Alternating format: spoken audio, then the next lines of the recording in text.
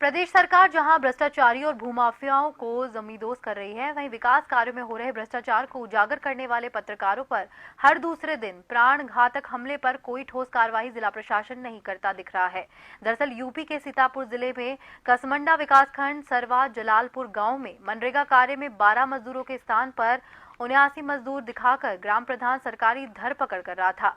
ग्रामीणों की शिकायत पर कवरेज करने पहुंचे मान्यता प्राप्त पत्रकारों पर हमले किए गए, फिर बंधक बनाकर मारा पीटा। हालांकि दूसरे दिन रामपुर कला थाने में एफआईआर तो दर्ज कर ली गई। यही भ्रष्टाचार उजागर करने गए पहले हमला, फिर झूठी एफआईआर करवाकर मामले को दबाने की कोशिश की गई।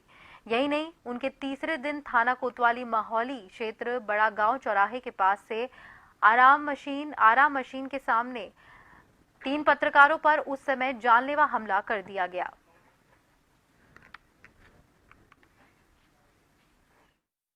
पत्रकारों पे बराबर हर दूसरे दिन घटनाएं कहीं ना कहीं सामने आ रही है, प्राणघाती हमला हो रहा है। व्यापार मंडल इसको किस तरीके से देख रहा है? क्योंकि जो हमारे पत्रकार हैं, जो खोजी पत्रकारिता कर रहे हैं, उनको थोड़ा लाइन से हट करके खोजी पत्रकारिता करनी पड़ती है। अगर उनके ऊपर जो हमला है, ये लोकतंत्र के चौथे स्तंभ के ऊपर हमला है। अगर इस हिसाब से हमले होते रहे तो जो अंदर की खोजी खबरें हैं निकल करके बाहर नहीं आएंगी, भ्रष्टाचार बढ़ेगा, कुशासन बढ़ेगा और लोगों के अंदर अपराध करने की भावना बढ़ेगी। पत्रकारी एक होता है, सामने ला करके दिखाता है कि जंगल में मोरनाचा देखा किसने।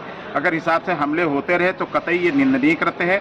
व्यापार मंडल इसकी घोर निंदा है। मामला ये सर है, मैंने कवरेज करने गए थे खबर के लिए, तो वहाँ पे जो हम निकल रहे थे मितौली रोड से बड़ा गांव से चौराहे पे 500 मीटर दूरी पे है पेट्रोल पंप पे।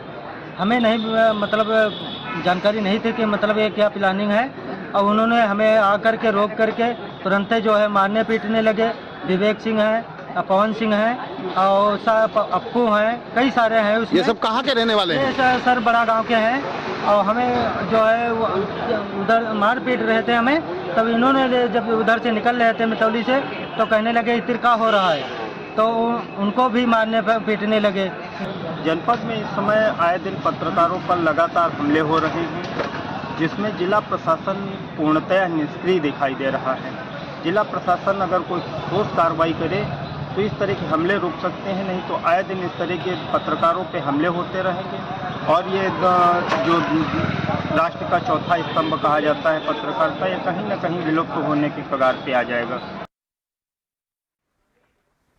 और इस खबर पर अधिक जानकारी देने के लिए हमारे साथ हमारे संवाददाता जुड़ चुके हैं फोन लाइन पर। निमेश, खबर सामने आ रही है कि भ्रष्टाचार का उजागर करने पत्रकार पहुंचे थे जिन पे हमला किया गया और इसके बाद में कोई कार्रवाई नहीं की गई, तो ये पुलिस की कार्यप्रणाली पर एक सवालिया निशान खड़ा कर देती है। इसके बाद क्या प्रशासन द्वारा इस मामले में संज्ञान लिया गया है?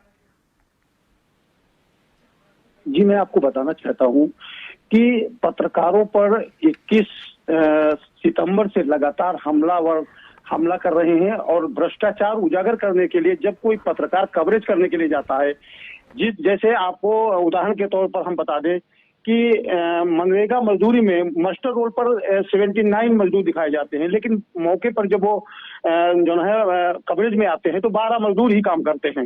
इस प्रकार से जो भ्रष्टाचार हो रहा है और प्रदेश सरकार लगातार भ्रष्टाचारियों को जमींदोज करने पर लगी है, लेकिन फिर भी जो पत्रकार जो है भ्रष्टाचार को खत्म करने के लिए जो कोशिश कवरेज दिखाते हैं और कवरेज करने जाते हैं तो उन पर लगातार हमला होते हैं और उन पर एक झूठी एफआईआर दर्ज करा दी जाती है।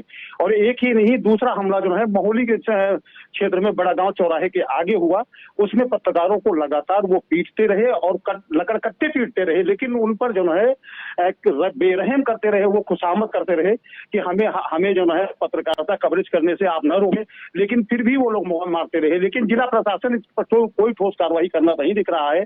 अगर जिला प्रशासन इस ठोस कार्रवाई नहीं की तो पत्रकारों का जो है अभिव्यक्ति की स्वतंत्रता पर यह कुठाराघात है और चौथे स्तंभ पर जो है लगातार जो है प्राणघातक हमला करना जो है ये एक सवालिया निशान खड़ा करता है। बहुत बहुत धन्यवाद आपका तमाम जानकारी हमसे साझा करने के लिए।